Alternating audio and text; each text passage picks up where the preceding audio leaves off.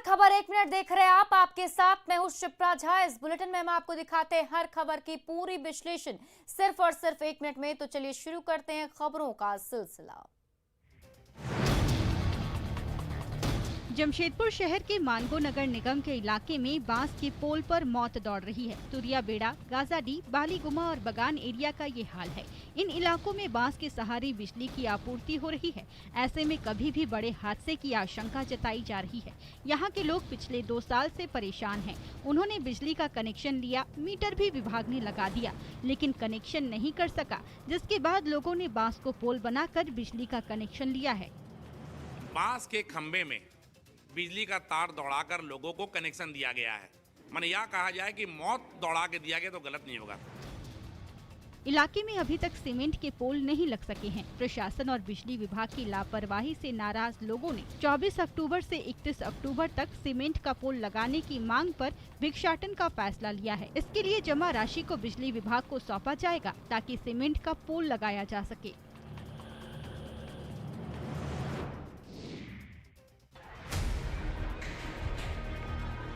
पटना के धनरुआ के मोरियामा गांव में पुलिस और ग्रामीणों में जमकर मारपीट, पत्थरबाजी और फायरिंग हुई। बीती शाम पुलिस यहां चुनाव प्रचार रोकने के लिए पहुंची थी, जिस पर ग्रामीणों ने हमला कर दिया, जिसके बाद पुलिस ने इन पर लाठी चार्ज किया। बीच बीच में फायरिंग भी होती रही। मारपीट में सर्किल इंस्पेक्टर राम कुमार प्रसाद समेत 2 दर्जन से ज्यादा पुलिसकर्मी घायल हो गए। पुलिस के लाठी चार्ज और फायरिंग में एक युवक की मौत हो गई, जबकि 3 ग्रामीण घायल हो गए। पुलिस का आरोप है कि जैसे ही वो गांव में पहुंची, ग्रामीणों ने उन पर फायरिंग शुरू कर दी। हालांकि ग्रामीणों ने अपने पत्थरबाजी के पुलिस के दावे को खारिज कर दिया है। पुलिस के सीनियर अधिकारियों ने मामले की जांच शुरू कर दी है। अब ये देखना होगा कि जांच के नाम पर सिर्फ खाना पूर्ति होती है या फिर दूध का दूध और पानी का पानी होता है और दोषियों को सजा मिलती है।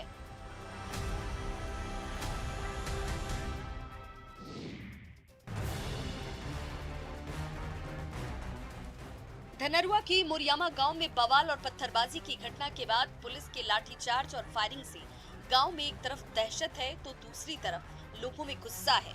ग्रामीणों ने एकजुट होकर मीटिंग की और पुलिसिया कार्रवाई पर सवाल उठाए। ग्रामीणों का आरोप है कि पुलिस ने बर्बरता दिखाई है। पुलिस ने मौके पर पहुंचकर पहले लाठीचार्ज और फायरिंग की, जिसके बाद लोगों ने पत्थरबाजी शुरू कर दी। पुलिस की फायरिंग में एक युवक की मौत हो गई है, जबकि 3 लोग घायल हैं। हालांकि पुलिस ने ग्रामीणों के आरोपों को सिरे से खारिज कर दिया है। पुलिस का कहना है कि पहले लोगों ने पत्थरबाजी शुरू की और उसके बाद ही पुलिस ने अपने बचाव में लाठीचार्ज और फायरिंग किया। बवाल पर पुलिस और ग्रामीणों की अपनी अपनी थ्योरी है। ये तो जांच के बाद ही पता चलेगा कि पहले पत्थरबाजी हुई या लाठीचार्ज और फायरिंग। सीनियर पुलिस अधिकारी फिलहाल मामले की जांच कर रहे हैं।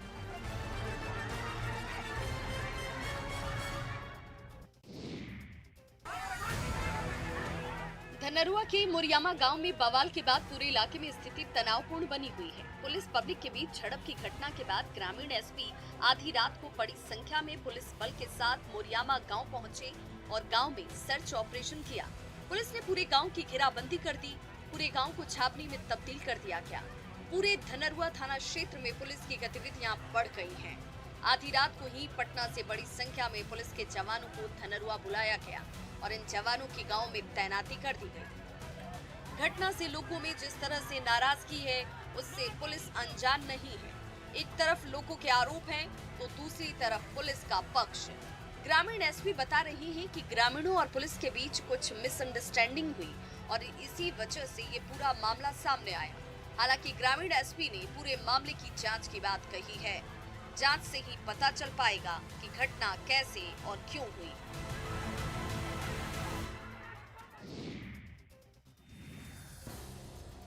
खगड़िया से एक दर्दनाक घटना सामने आई है, जहां गंडक नदी में नहाने के दौरान 4 बच्चे डूब गए। एक बच्चे को किसी तरह से नदी से बाहर निकाला गया, जबकि 3 बच्चे अभी भी लापता बताए जा रहे हैं। हादसे के बाद एसटीएफ की टीम मौके पर पहुंच गई और बच्चों को निकालने के लिए रेस्क्यू ऑपरेशन चला रही है। हादसा गंगौर थाना के 83 घाट पर हुआ, जहां गंडक नदी में नहाने के लिए ये बच्चे गए हुए थे।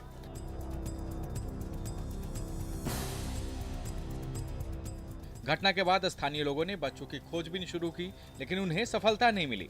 जिला प्रशासन को जब इसकी जानकारी मिली तो एसडीआरएफ की 3 टीमें यहां पहुंची हैं। लगातार रेस्क्यू ऑपरेशन चलाया जा रहा है। इस घटना के बाद आसपास के इलाके के लोग बड़ी तादाद में 83 घाट पर इकट्ठा हो गए हैं।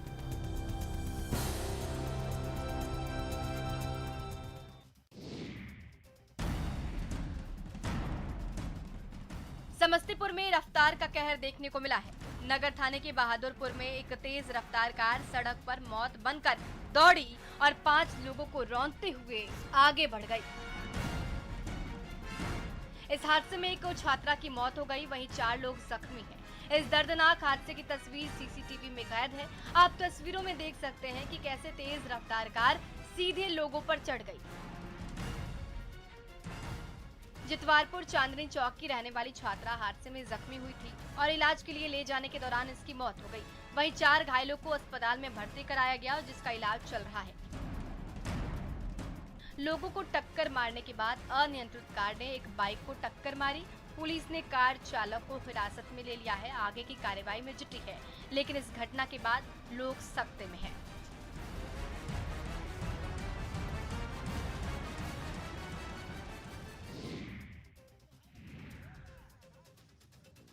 गढ़वा के भवनाथपुर में सेल के 2 अधिकारियों पर विस्थापितों ने लाठी डंडे से हमला कर दिया, जिसके बाद दोनों जान बचाकर भागे। इस दौरान बिजली विभाग के अधिकारी के साथ मारपीट की गई। दोनों अधिकारियों की पिटाई से पहले विस्थापितों ने सेल के प्रशासनिक भवन में हंगामा भी किया। बताया जा रहा है कि सिंदुरिया पंचायत के रेलवे साइडिंग में किसान नंदलाल पाठक अपनी पुश्तैनी जमीन में जुताई कर रहे थे। यहां जमीन सेल के अधीन है, लेकिन उस पर विस्थापित ही जुताई करते हैं। इसकी जानकारी मिलने पर सेल अधिकारी ने जबरन जुताई बंद करवा दी और किसान को जबरन अपने साथ ले गए। इससे नाराज लोगों ने CISF ऑफिस पहुंचकर हंगामा किया और किसान को मुक्त कराकर अपने साथ ले गए। हालांकि पुलिस के पहुंचने से पहले विस्थापित वहां से जा चुके थे। पूरे मामले में सेल अधिकारियों पर लापरवाही के आरोप लग रहे हैं। पकड़ करके यहाँ एक सेल के पदाधिकारी संदीप कुमार थे।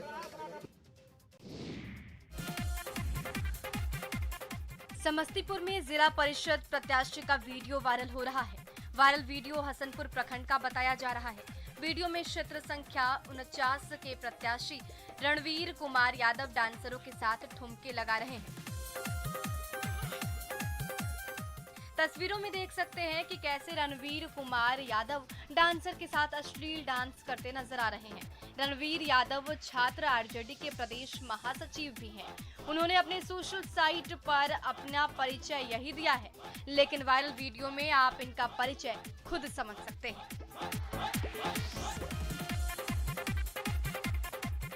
वायरल हो रहे इस वीडियो की पुष्टि न्यूज़ 18 नहीं करता। ये वीडियो कब का है इसका भी खुलासा नहीं हुआ है, लेकिन इतना जरूर है कि अगर ये वीडियो सच है तो फिर एक जनप्रतिनिधि सवालों के घेरे में है।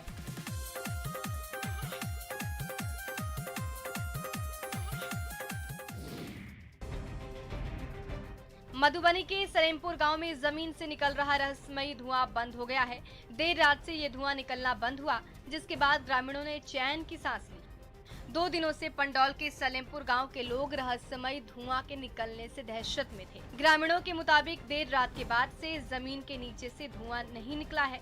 जमीन के नीचे से रहस्यमयी तरीके से धुएं के रिसाव की खबर न्यूज़ 18 पर चलने के बाद मौके पर पहुंची पुलिस और प्रशासन की टीम ने पूरे मामले की छानबीन शुरू की थी। जांच के बाद ये बताया गया कि बिजली के करंट से आसपास की जमीन गर्म हो गई। जमीन में नमी होने के चलते नीचे से धुएं का रिसाव हो रहा था। बिजली सप्लाई को दुरुस्त करने के बाद दावा किया गया था कि अब आगे धुआं नहीं निकलेगा और देर रात से धुआं निकलना बंद हो गया। 5 बजे उठल तखन से हम देखल नहीं निकले। भिनसर जो उठल तखन से धुआं नहीं तखन से नहीं निकले। मुख्यमंत्री नीतीश कुमार ने रबी महाअभियान का शुभारंभ किया। हरी झंडी दिखाकर सीएम ने प्रचार रथ को रवाना किया। ये प्रचार रथ बिहार के सभी 38 जिलों में घूमेंगे और किसानों को जागरूक करेंगे। इस महाअभियान में किसानों को रबी मौसम से संबंधित कृषि विभाग की सभी योजनाओं की जानकारी दी जाएगी। साथ ही फसल अवशेष प्रबंधन एवं खेतों में फसल अवशेष को जलाने से मिट्टी एवं पर्यावरण को होने वाले नुकसान के प्रति जागरूक किया जाएगा। वहीं मुख्यमंत्री ने उत्तराखंड त्रासदी में मारे गए 10 बिहार निवासियों के परिजनों के लिए मुख्यमंत्री राहत कोष से 2 लाख रुपए देने का ऐलान किया। सीएम ने कहा कि टीम लगी हुई है और वहां फंसे लोगों का रेस्क्यू किया जा रहा है। तो दूसरे राज्य में भी होगा तो उस राज्य के लोगों को मदद करना उनका काम है, लेकिन उसके अलावे चूंकि हमारे राज्य के हैं, सीएम रिलीफ फंड से 2 लाख रुपया उस परिवार को देना ये एक अतिरिक्त सहायता है, ये हम लोग देते ही। राजधानी रांची समेत राज्य भर में कोरोना के मामले एक बार फिर तेजी से बढ़ते नजर आ रहे हैं। सितंबर के आखिरी महीने से लेकर अब तक संक्रमण के मामले में 4 गुना ज्यादा रफ्तार सामने आई है। सबसे ज्यादा रांची में संक्रमण के मामले में तेजी आ रही है। राजधानी के बाजारों में भी अब हर दिन मास्क लगाने को लेकर लापरवाही की तस्वीरें आम हो चली है। लोग मास्क लगाने की बात तो करते हैं, लेकिन शायद मास्क लगाना जरूरी नहीं समझते। राजधानी रांची समेत राज्य भर में कोरोना संक्रमण के मामले एक बार फिर तेजी से बढ़ने लगे हैं। हम इस समय मौजूद है राजधानी रांची के डेली मार्केट बाजार में, जहां आप देख सकते हैं कि किस तरह लोग अपने चेहरों पर मास्क नहीं लगाए हुए हैं, बिल्कुल लापरवाह नजर आ रहे हैं। हम कुछ लोगों से बात करेंगे। आपने मास्क नहीं लगाया भैया? मास्क छोड़ के मेरा मार्केट आया तो। कोरोना का खतरा अभी टला नहीं है, जरूरत है सावधानी बरतने की।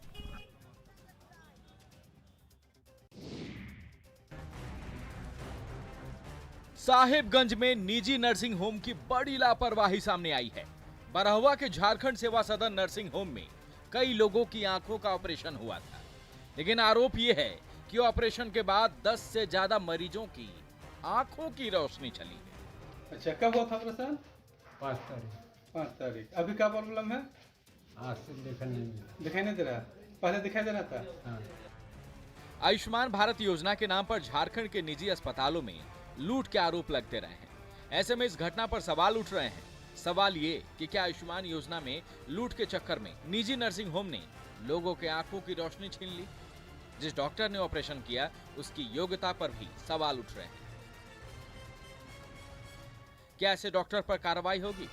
जिस अस्पताल ने 10 से ज्यादा लोगों के आंखों की रोशनी छीन ली, उस पर आखिर कब कार्रवाई होगी?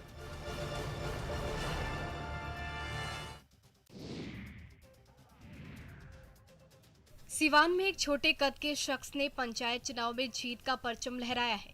मैरवा प्रखंड के इंग्लिशपुर पंचायत के वार्ड नंबर 12 से चुनाव जीते हैं। चुनाव जीतने के बाद अनिल कुमार पासी के साथ सेल्फी लेने वालों की भीड़ लग गई।